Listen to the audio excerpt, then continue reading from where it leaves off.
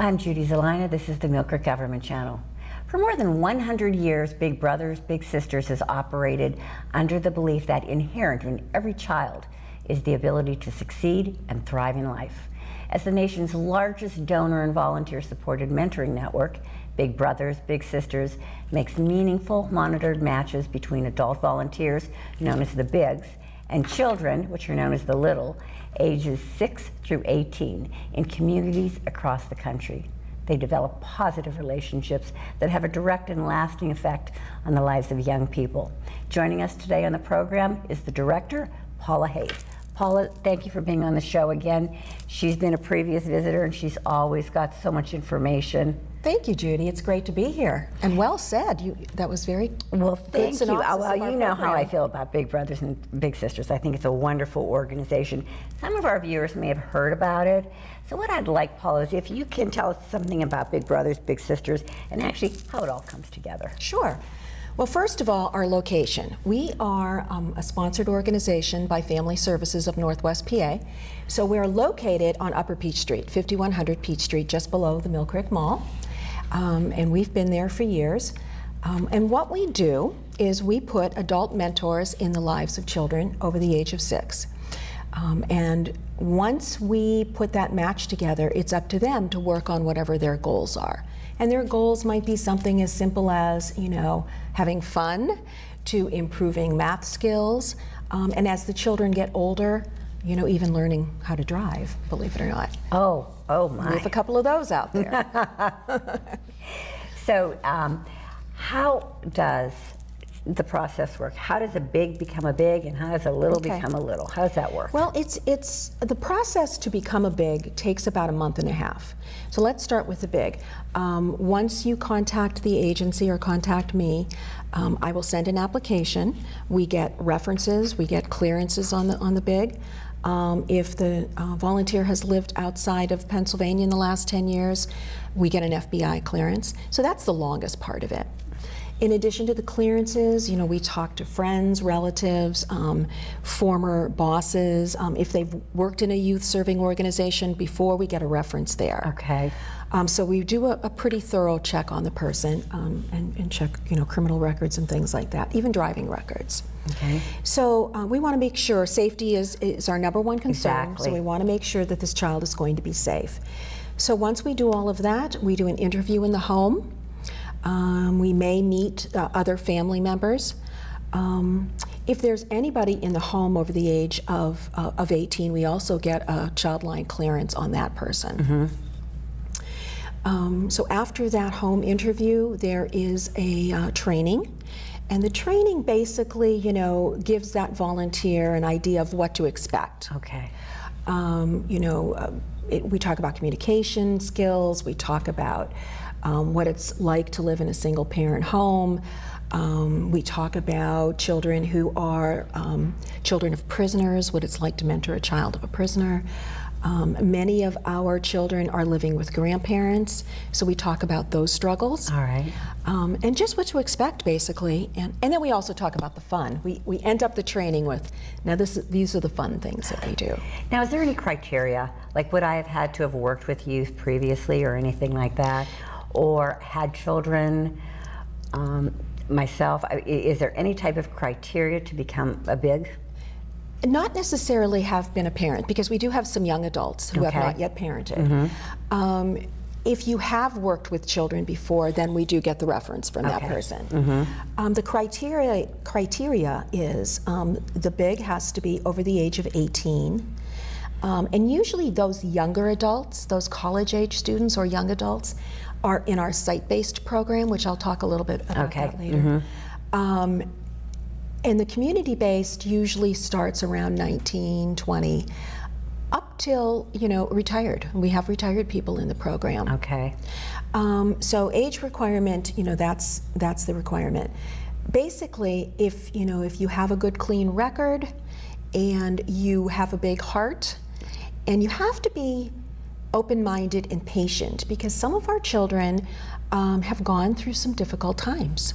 And they're kids, right? Even though our kids are often resilient, they're still kids, and you have to be patient, as you do as a parent, have patience with children. You said there's training involved. Yes. How long is the training? What is the time span for training? The actual training at the agency is only a couple of hours long.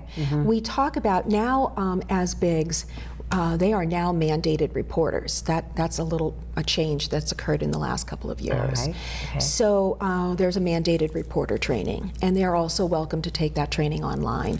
But we go through that at our training. So that is only about a couple of hours long, but it's really an ongoing process.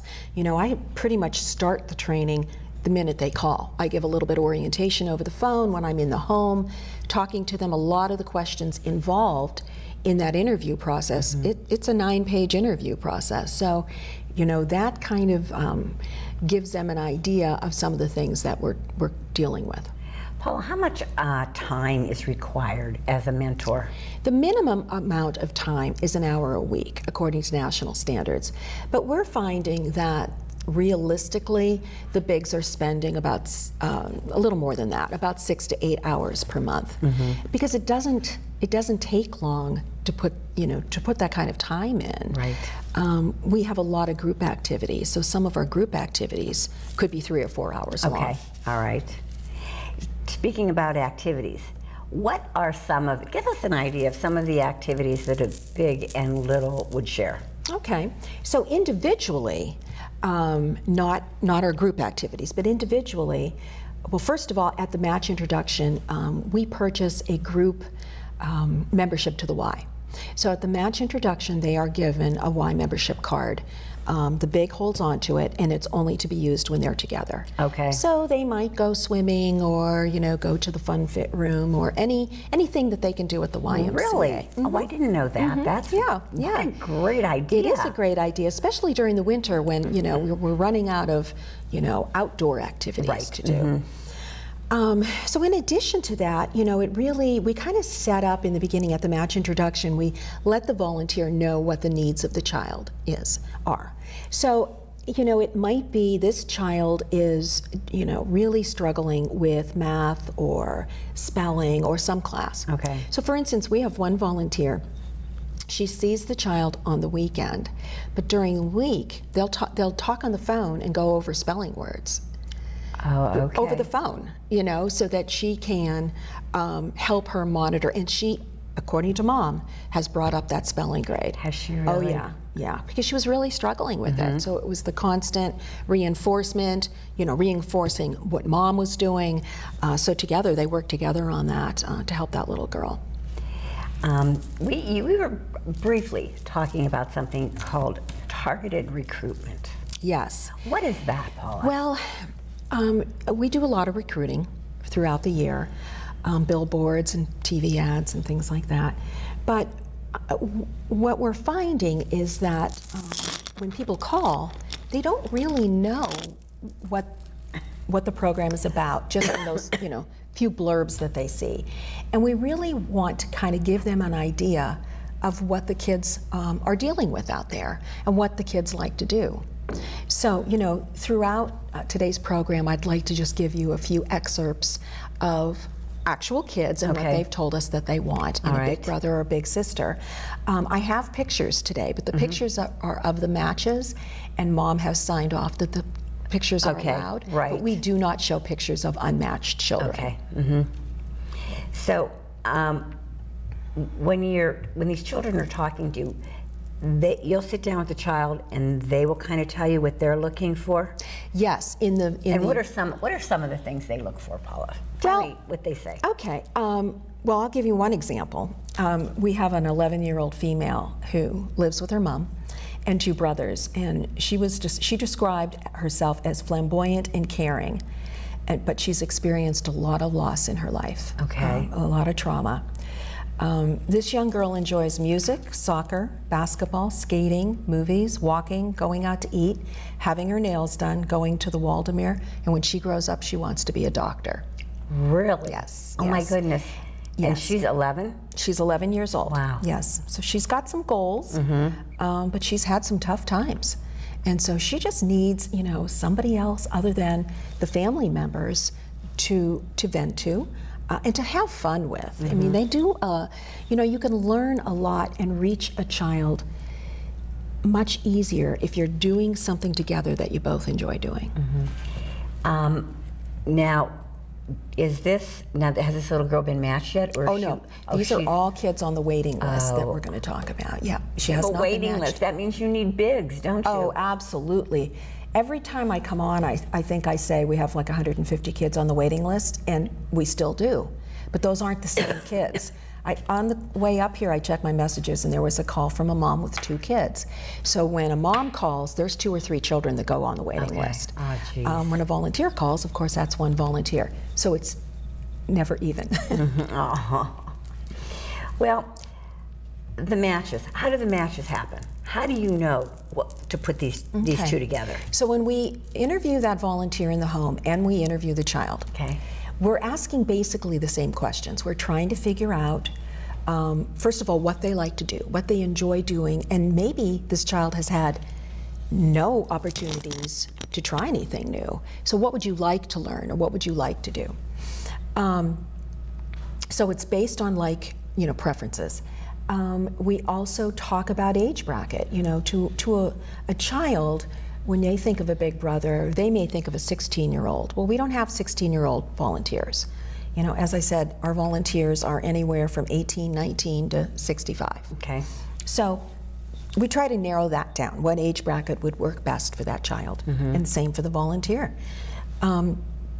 We also put, geography in the mix. We have a lot of West County kids, East County kids. So we don't want the volunteer, we want this to be as easy as possible to the volunteer, so it is not difficult to get to that child. Okay. So we try to keep them in neighborhoods that are in relatively close proximity to theirs. For convenience. Yes, yes. So that you're not spending a lot of time just transporting, just picking up the child, so that you have actual time to spend time with the child. I know there's a lot of impact on a one-to-one match, how it impacts the child and how it impacts the big. But on the child, there's a couple different impacts that I'd like to talk about and sort of go into depth. There's an impact on self-confidence. How does that happen? Well, what we're finding is, as I said earlier, sometimes these children have not had the experiences. And a volunteer might introduce them to a hobby or a class so that they can learn something new. Once a child starts to see that, hey, I can do this. This is something that I can accomplish. They're more apt to try again or to try something new, and that's where self-confidence grows. In addition to getting that positive feedback from the actual event, but positive feedback from the volunteer and of course the parent. There's an impact on education. How does that work? Well, again, a lot of times the parent comes to us and says, he's really struggling in his math, or she could use help in spelling. Although we don't promote spending the entire time you're together being a tutor, because that's not what it's about. But if there is any time at the end of the visit, or like I said, in between, that you can help that child with a homework assignment, maybe go to the library, work on a science project together, that is enhancing their educational environment.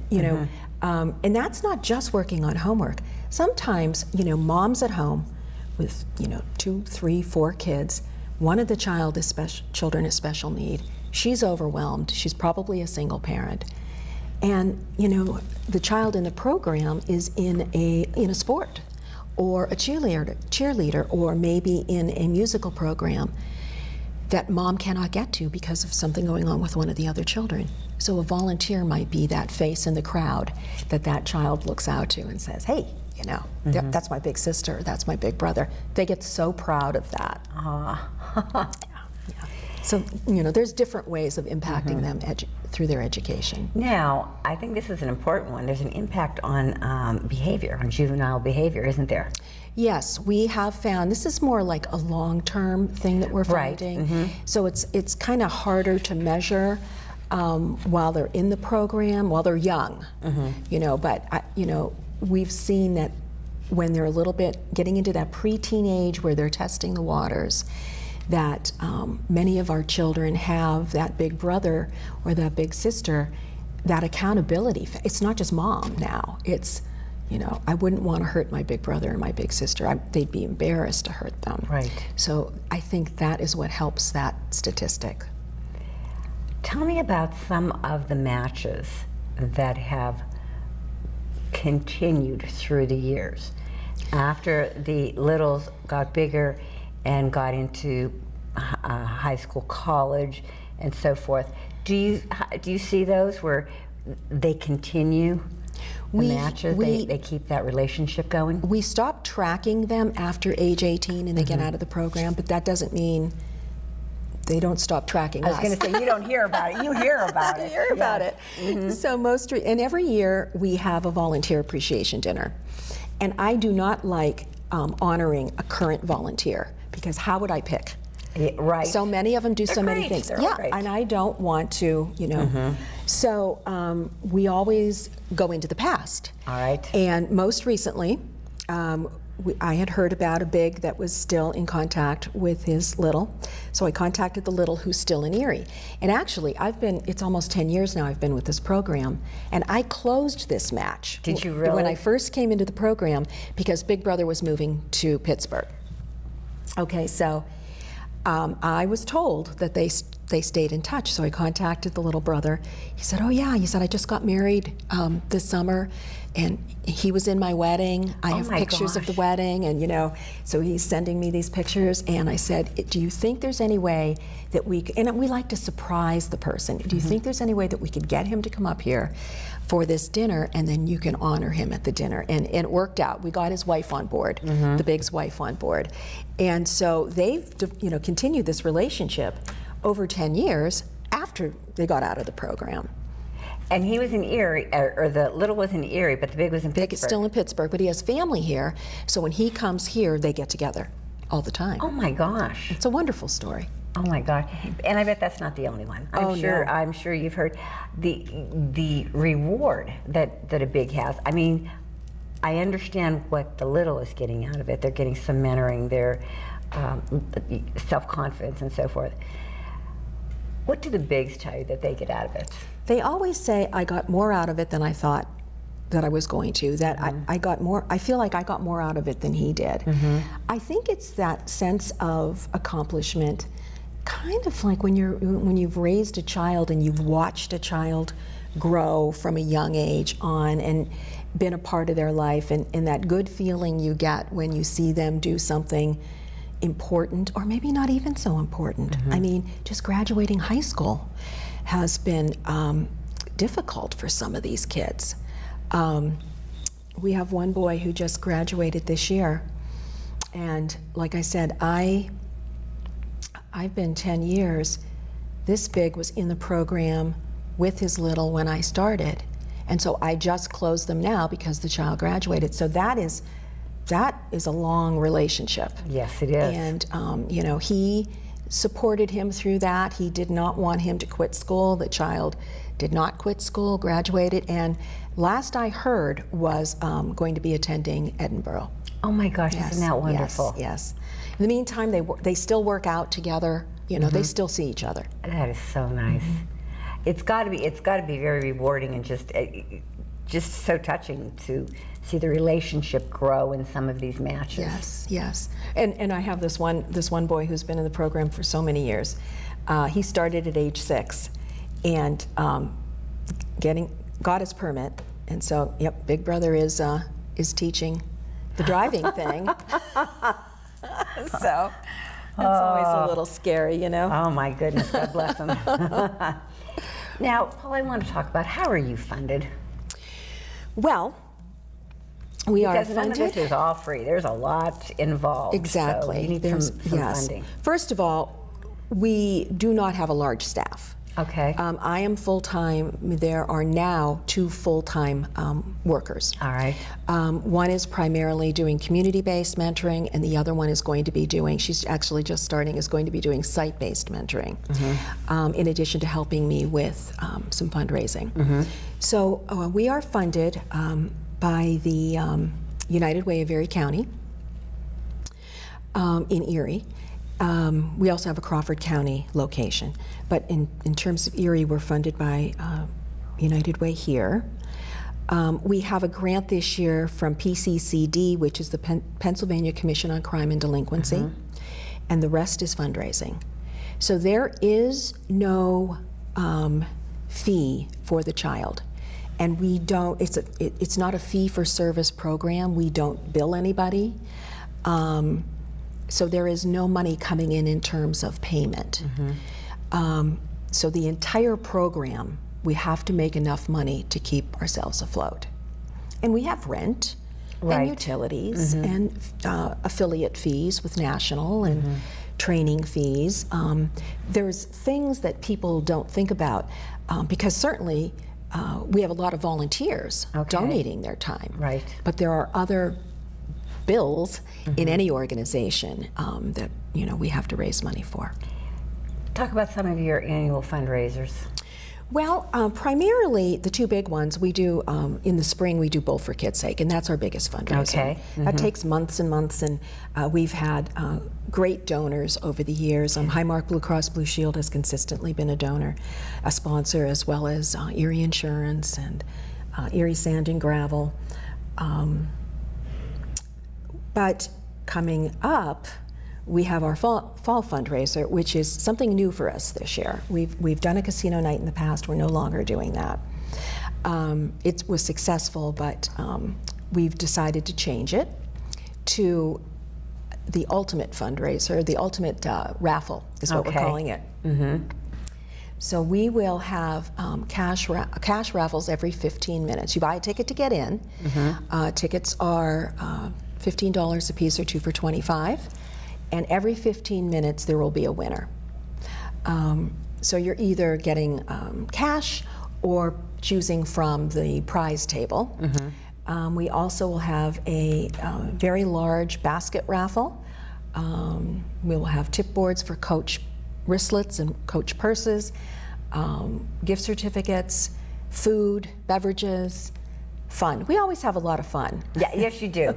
You do. No, you always try and make everything fun. Yes, we do. Yes, you might as well. And like you said, there is always a need for bigs, for volunteers. You can always find something for someone, right? Yes. You'll find a place for someone. Yes.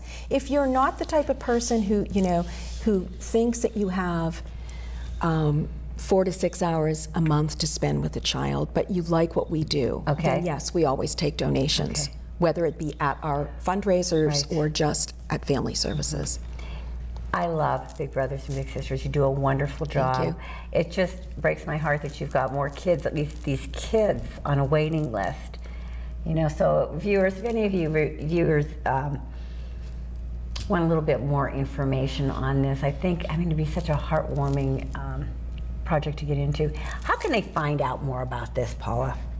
Well, they can look on our website, and if you Google Family Services or you Google Big Brothers Big Sisters of Erie, Pennsylvania, you'll find us. Okay. They can call me, 866-4566. We have a Facebook page. They can like our Facebook page. All right. Big Brothers Big Sisters of Erie. And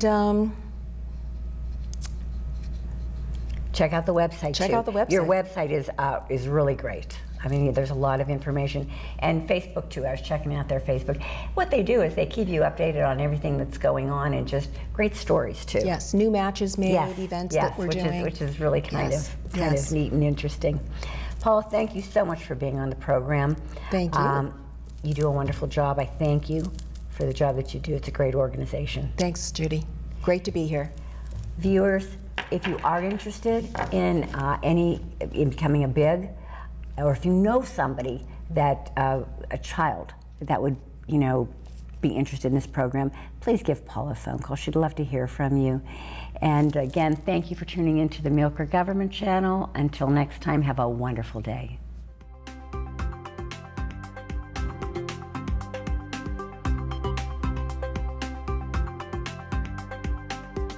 You're watching the Millcreek Government Channel, powered by WQLN Public Media.